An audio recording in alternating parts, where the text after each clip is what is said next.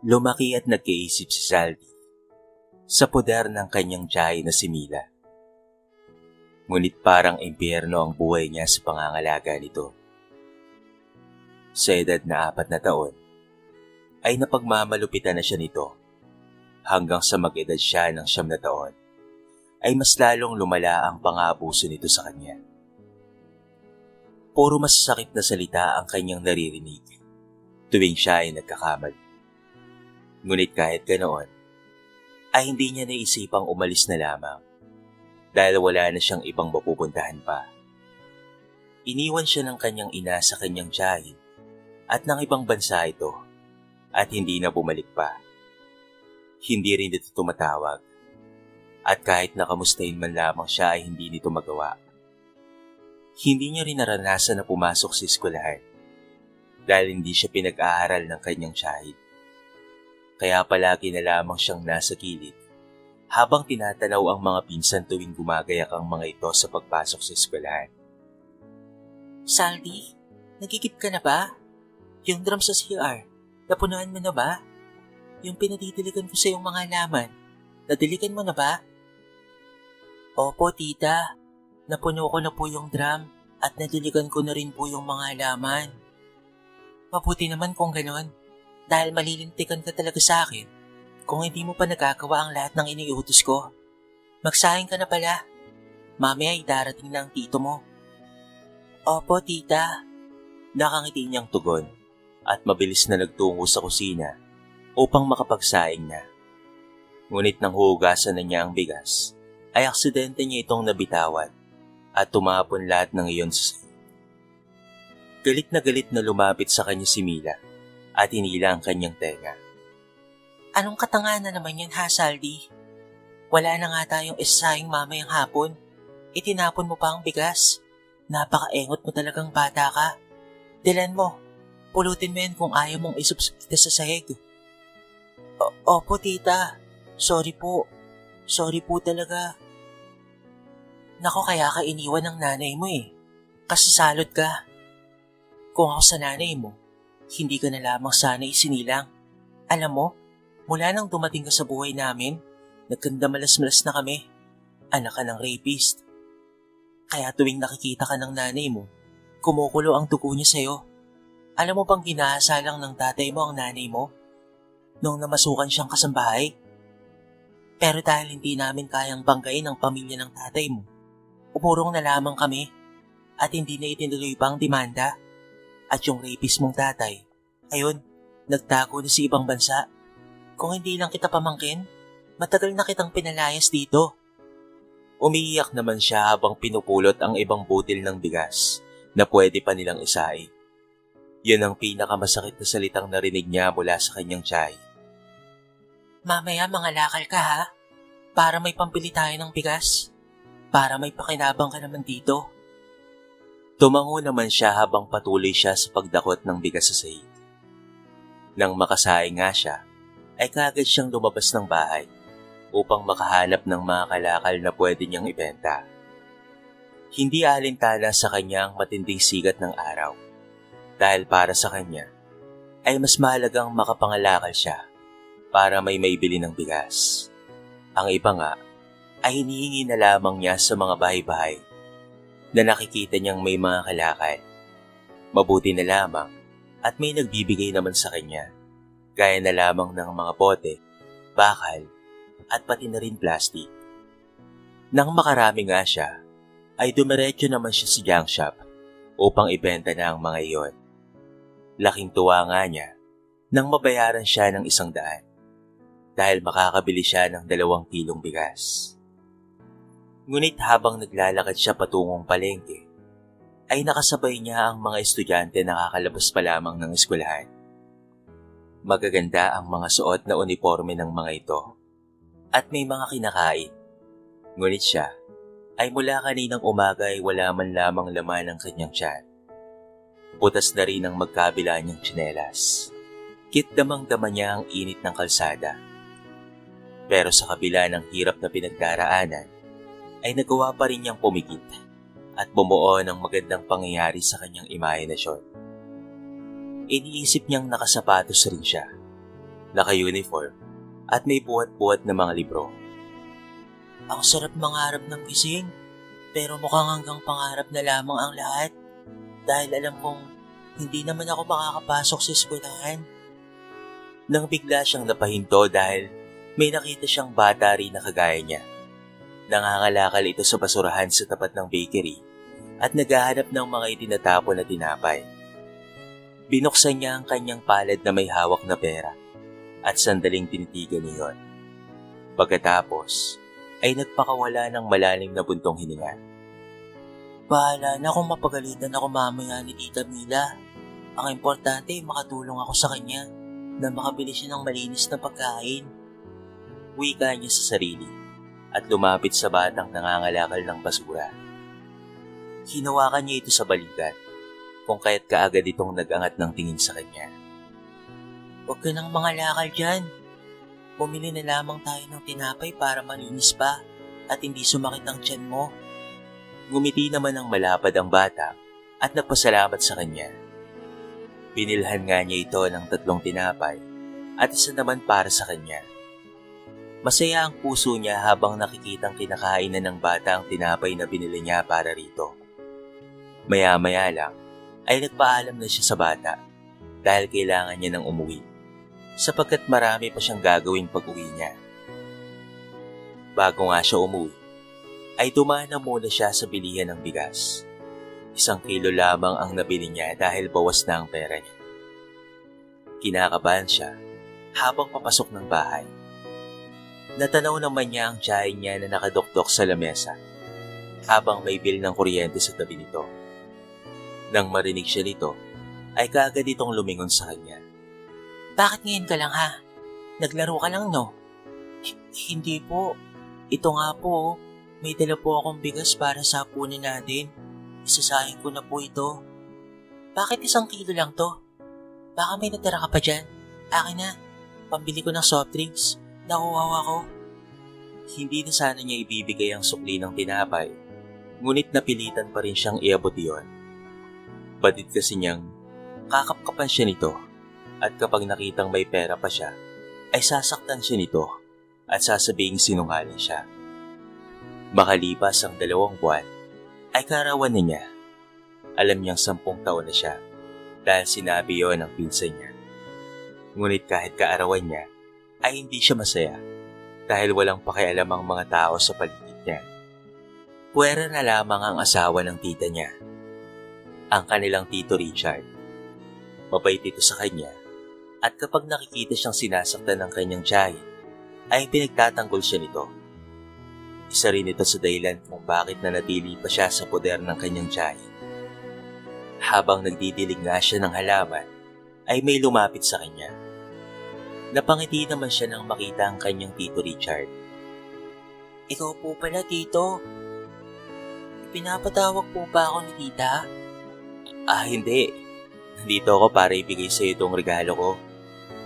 Napangiti naman siya at ibinalik sa timba ang hawak niyang tapo at umarap ng tuluyan sa asawa ng kanyang tiyahin. Regalo po?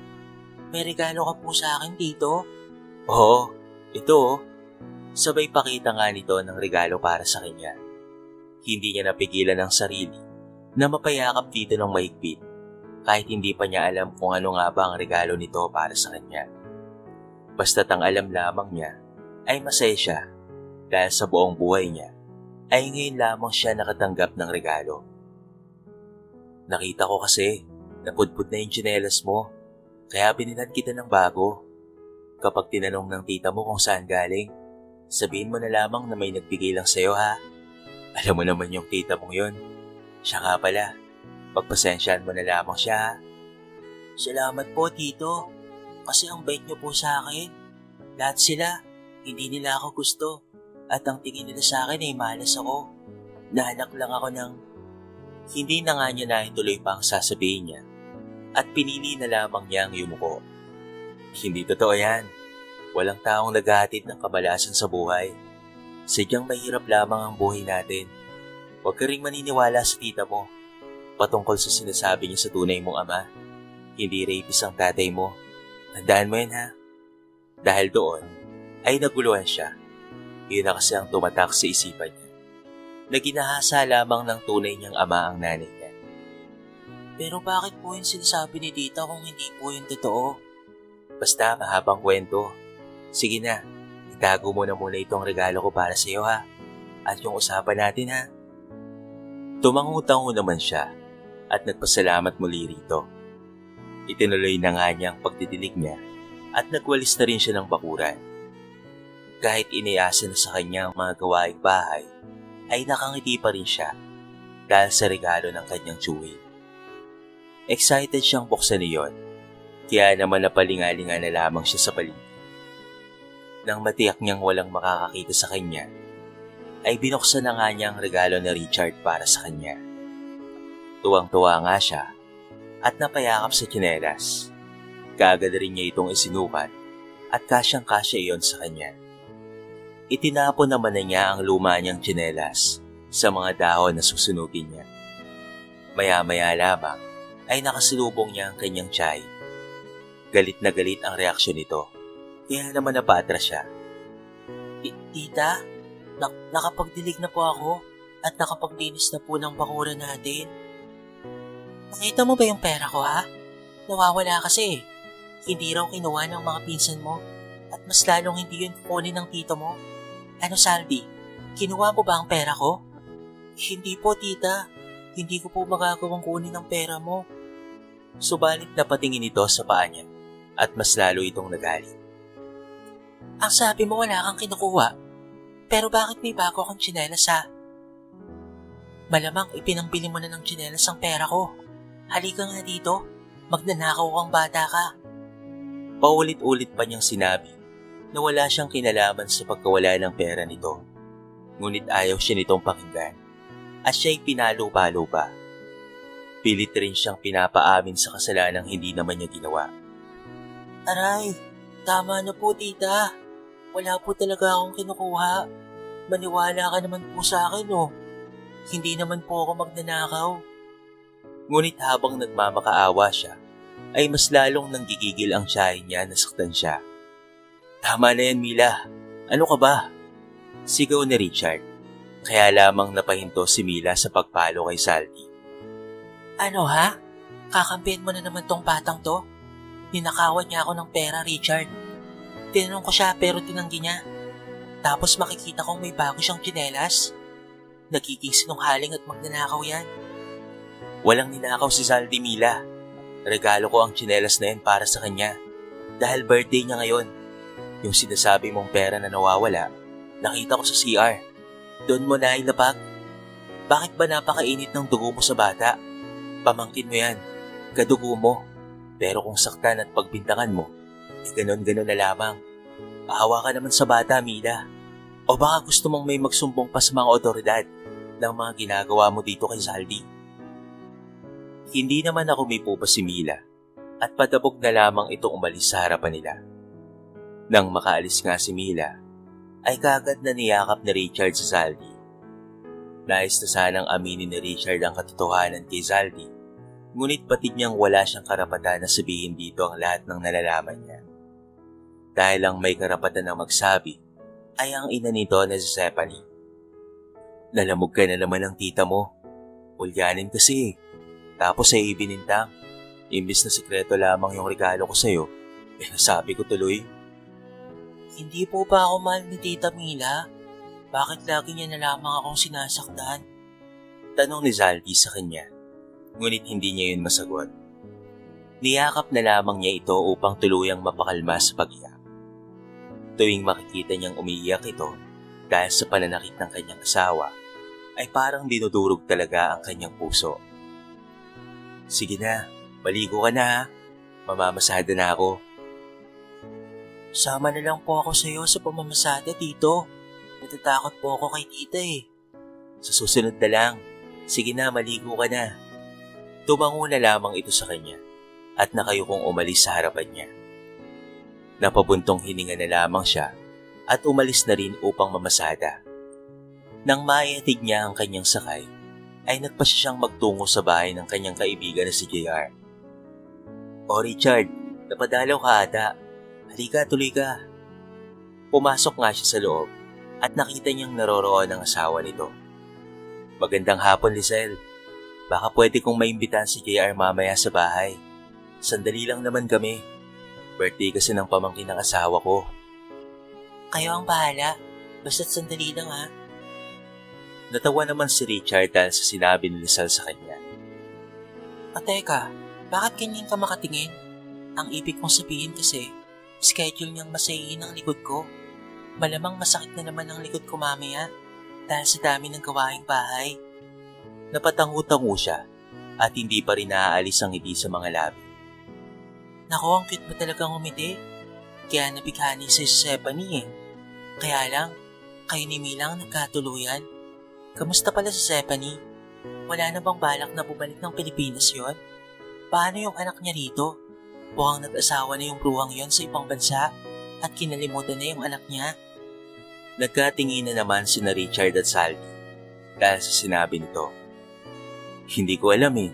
Wala pa rin kaming balita sa kanya. Sige Lizelle, alis na muna kami ha. Salamat sa pagpayag mo sa akin na isama ko sa bahay itong si JR.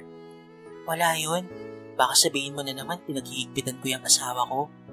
Basta, diretso ang uwi ha. JR ha? Baka kung saan ka padali ng mga paa mo ha? Opo, misis ko. Nang makalabas na nga sila ng bahay, ay kaagad na hinarap ni Richard si JR. Hindi pa rin ba alam ni Lizelle ang totoo, JR? Hindi pa. At hindi ko alam kung paanong sasabihin. Baka hindi na siguro. Siguradong hindi ako mapapatawad ni Lizelle kapag nalaman niyang napagtaksilan ko siya noon. Sorry Richard ha. Pero paano naman yung bata? Kawawa naman siya kay Mila. Hindi ko naman pwedeng iuwi rito sa Saldi eh.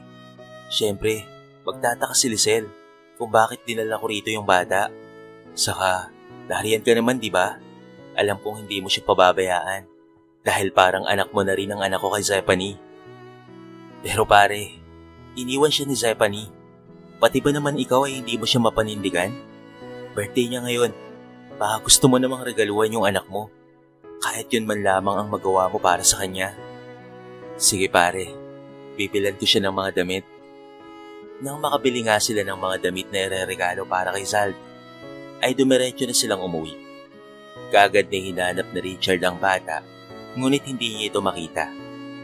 Nasaan si Saldi, Mila? Ayun, naglayas ang pasaway na batang yon. Napagalitan ko lang dahil mali yung napili. Sinagot-sagot na ako. Tama ba yon? Hayaan mo't babalik din yun. Wala namang ibang mapupuntahan yun eh. Kilala ko si Saldi, Mila. Hindi yun sumasagot. Sinaktan mo na naman ba? Hindi no. Bakit ko naman sasaktan? Kung saan siyang umalis at bahala siya sa buhay niya. Huwag nga akong sinisisi mo. Tugon ni Mila at napasulyap kay JR. Pero imbes na batiin ito, ay nirapan lamang niya at umalis na sa harapan ng mga ito. Kagad namang lumabas ng bahay sina Eric at JR upang hanapin itong si Zald. Ngunit hindi nila ito makita. Nagtungo na rin sila sa park maging sa palengke at ipinagtanong-tanong nila ito. Ngunit bigo pa rin silang mahanap. Nasaan na ang anak ko, Richard? Nasaan na? Bakit ba kasi ang lupit ng asawa mo eh? Pareho lang naman kayong malupit. Kailangan natin siyang mahanap. Baka kung mapano yun. Ipinagpatuloy nga nila ang paghahanap hanggang abutin na sila ng gabi. Subalit walang Zaldi silang nahanap. Pakaramdam ni Richard ay para siyang nakalutang sa ere. Kung ano-ano na ang pumapasok sa kanyang isipan. Inaya naman siya ni JR na umuwi na at baka bumalik na ang bata sa bahay nila. Pero wala pa rin doon si Saldi. At walang nakakaalam sa kanila kung nasaan na nga ba ito. Tirik na ang araw at naiinitan na ang mukha ni Saldi nang magising siya. Napabalikwas na lamang siya ng bangon nang mapansin niyang malapit na siya sa mga nakatambak na basura. Hindi na rin niya alam kung nasaan siya ngayon. Matapos niyang sumakay sa mga jeep na nakikita niyang humihinto kahapon. Kumakalam na rin ang kanyang sikmura dahil sa labis na gutom. Pero hindi naman siya makakabili ng pagkain dahil wala siyang pera. Hanggang sa naisipan niyang mamulot na lamang ng mga kalakal, gaya ng ginagawa niya noon upang may benta siya at maibili ng kanyang makakain. Hanggang umabot na ng 1 linggo na nagpalaboy-laboy siya sa kalsada. Wala na siyang makitang mapupulot na kalakal, kahit ang ginawa na lamang niya ay nanghingi na lamang siya ng mga barya sa mga taong makikita niya. Subalit wala ni isa ang ibig na magbigay sa kanya. Pinapalayo pa siya ng mga ito at pinandidiriyan dahil marumi ang kanyang damit at pati na rin ang kanyang short, lalo na ang kanyang katawan. Hanggang sa hindi niya namalayan na nawala na siya ng malay. Sa muling pagdilat ng kanyang mga mata ay nakita niya ang puting kisame. Nasa langit na ba ako? Tanong niya sa sarili at lumingon sa kanyang gilid. Nakita niya ang lalaking nakatayo at nakatalikod dito habang may kausap sa cellphone. Nang humarap ito, ay mabilis siyang pumikit at nagkunwaring tulog. Nakita kita, gising ka na eh. Sad nito sa kanya, kung kahit dahan-dahan niyang dinilat ang kanyang mga mata. Bumangon na rin siya at inalalayan pa siya ng lalaking nagdala sa kanya sa center. Sino po kayo? Nasaan po ako? Tawagin mo na lamang akong Kuya Rico. Ako yung nakakita sa'yo sa gilid ng kalsada. Wala kang malay nang dalhin kita rito. Akala ko nga patay ka na eh. Tagasaan ka ba? Ihatid na kita. Hinimatay po siguro ako dahil sa kuto. Maaari po bang sumama na lamang ako sa iyo, Kuya Rico? Wala naman na po akong nanay, tatay. Mag-isa na lamang po ako. Tapos sinasaktan po ako ng tita ko. Kaya lumayas na lamang po ako sa bahay nila. Totoo ba yung sinasabi mo? Pero hindi rin kita mababantayan dun eh. Lagi akong wala sa condo unit ko dahil may trabaho ako araw-araw. Ayos lang po yun. Pangako po, hindi po ako magiging pasaway. Ako po ang maglilinis, maghuhugas ng mga pinagkainan, at kung ano-ano pa po. Basta't isama mo na lamang po ako sa bahay mo. Parang awa niyo na po. Ang sipag mo naman pala. Sige na nga, basta totoo yung sinasabi mo ha, na wala ka ng parents. Yay! Salamat po ha. Pero ano po yung parents? Bahagya namang napangiti ang lalaki dahil sa tanong niya. Ha? Mga magulang yon. Kahit hindi niya lubusang kilala ang lalaking tumulong sa kanya, ay ninais pa rin niyang sumama rito. Alam niyang mabuti naman itong tao. Dinala nga siya sa isang kondo at manghang-mangha sa laki nito. Nang sumakay sila sa elevator, ay napakapit siya ng maigpit sa braso ni Rico at pumikit rin. Huwag kang matakot, hindi ka malalaglag, masasanay ka rin. First time mo ba rito? Tumangutang na lamang siya habang nananatiling nakapikit. Pagkarating nila sa condo unit ni Rico, ay mas lalo siyang namangha. Maluwag iyon at masino. Sinabi dito sa kanya na maupo na muna siya sa sofa dahil maghahanda ito ng pagkain. Ang ganda naman po ng palasyo mo. Palasyo na walang reyna? Sige na, maupo ka na. Ihihain ko na itong pagkain binili natin. Hindi na po ako upo. Baka marumihan ko po ang napakaganda at napakalambot mong upuan. Ay, siya nga pala. Lalabas ako mamaya. Pupunta ako sa mall para bumili ng mga damit mo. Gusto mo ba yun? Tuwang-tuwa namang tumango sa saldi kay Rico. Pagkatapos nga nilang kumain, ay nagtungo sa mall si Rico upang bilhan siya ng mga damit. Habang wala siyang kasama, ay tinignan niya ang kanyang likuran mula sa salamin. Hindi na gaanong halata ang latay sa likod niya. Hindi mo na ako masasaktan, Tita Mila. Wika niya sa sarili habang unti-unting pumapatak ang kanyang mga luha. Rumirehistro pa rin sa kanyang isipan kung papaano siyang pinaghahampas ng sinturon sa likod ng kanyang malupit na tiyahin. Hindi nagtagal, ay nakabalik na rin si Rico. May dala itong mga gamit para sa kanya. Napakasaya ng puso niya dahil ngayon lamang niya naranasan na makapagsuot ng mga magagandang damit at mga branded pa. Ano, nagustuhan mo ba? Sobra po, Kuya Rico. Sige po, maliligo po muna ako. Maraming salamat po talaga ha. Pwede po ba akong magtanong? Sige ba, ano yun? Bakit po ang bait mo sa akin kahit hindi mo naman po ako kaano-ano? Buti ka pa po. Mabuti ka sa akin. Hindi ka gaya ng tita ko. Salbahe siya. Teka nga, ano nga palang pangalan mo? Hindi ko pala naitanong. Saldi po ang pangalan ko. Ganito kasi yan, Saldi. Naalala ko sa'yo yung kapatid ko eh. Namatay siya noong may silang siya. Kung nabubuhay yun, baka magkasing edad kayo. Hindi ko man lamang siya nabuhat. Busy kasi ako noon sa pag-aaral eh. Sa sobrang lungkot ng mami ko dahil sa pagkawala ng kapatid ko. Saraan siya ng bait.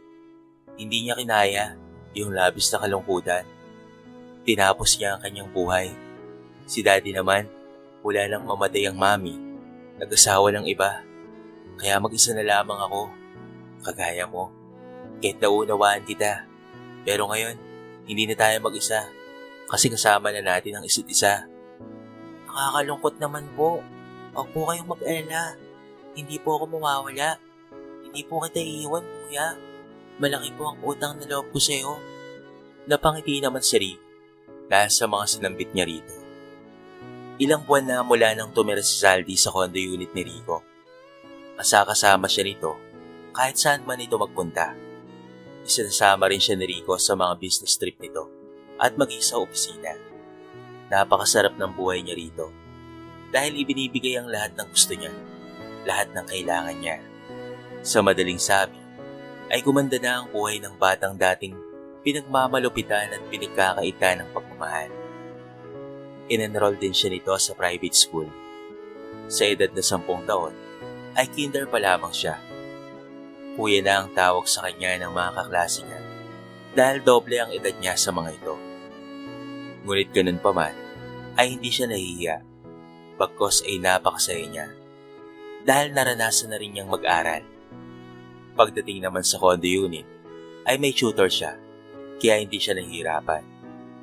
Hanggang sa makapagtapos nga siya ng elementary sa edad na 16 years old at nagpatuloy siya sa high school. 1 taon na lamang gagraduate ka na ng high school. Ano ba ang gusto mong kuhaning kurso sa kolehiyo?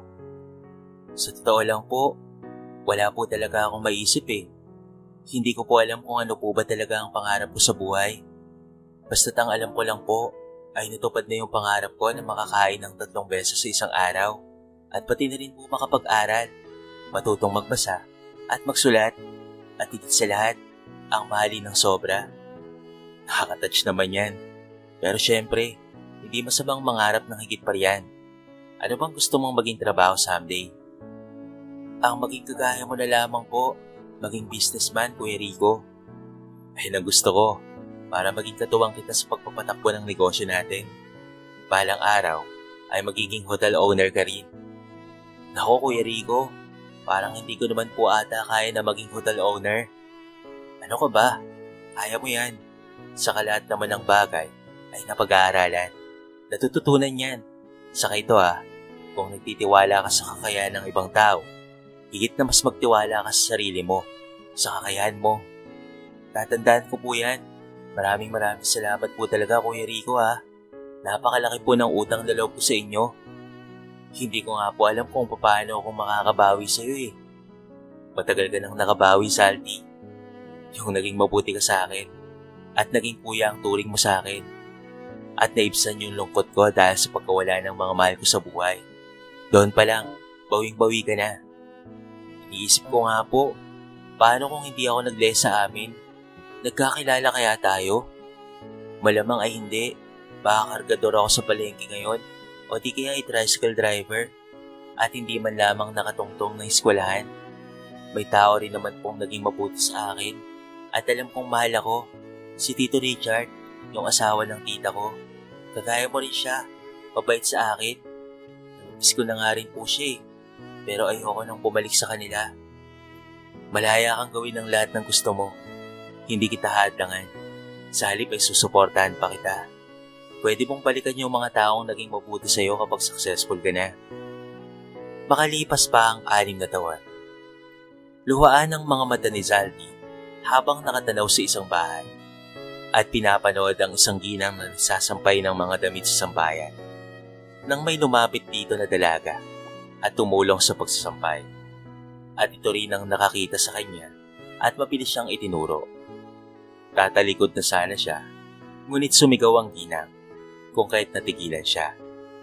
Nagpupunas ito ng kamay sa short na lumapit sa kanya at tinanong siya kung ano ang ginagawa niya sa harapan ng bahay. Bago pa man niya sagutin ang katanungan nito, ay nakita niyang papalabas na ng bahay si Richard.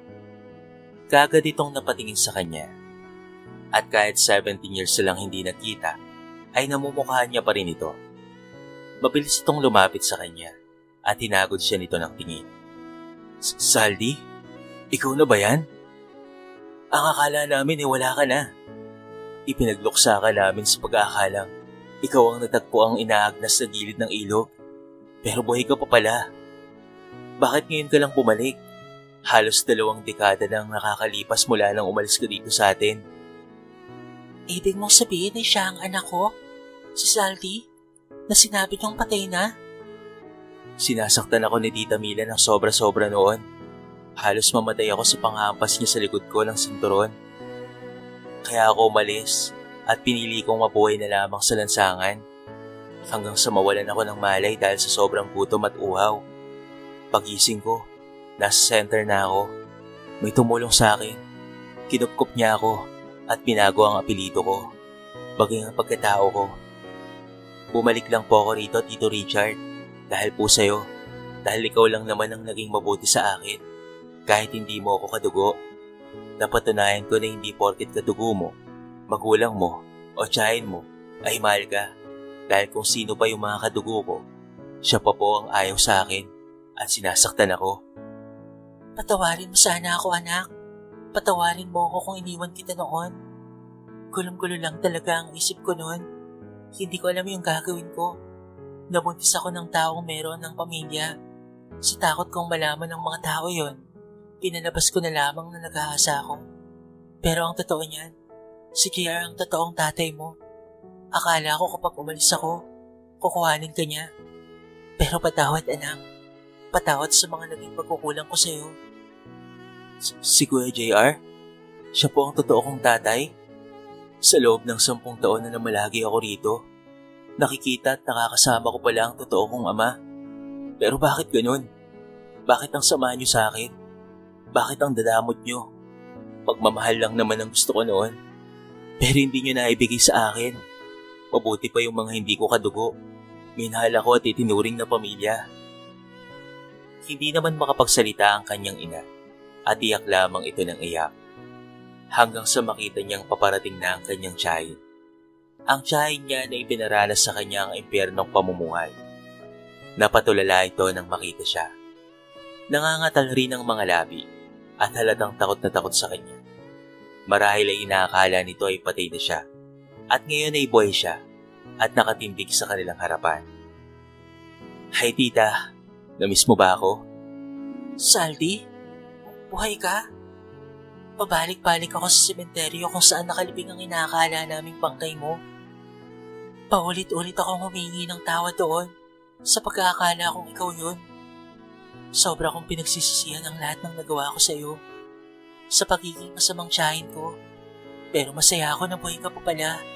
Sana mapatawad mo pa ako, Saldi. At salamat dahil bumalik ka. Wala yun. Napatawad ko naman na po kayo eh. Pero minsan, naisip ko pa rin yung mga nangyari. Pero ayos lang yun. Ayun na yun nangyari eh. At hindi na yun magbabago pa. Mananatili ko yung pamilya ko. Kahit si Tito Richard lamang ang naging mabuti sa akin. At kahit hindi mo ako minahal noon, mahal pa rin kita. Dahil tita kita. At ikaw, Nay, mahal kita dahil ikaw ang nagluwal sa akin.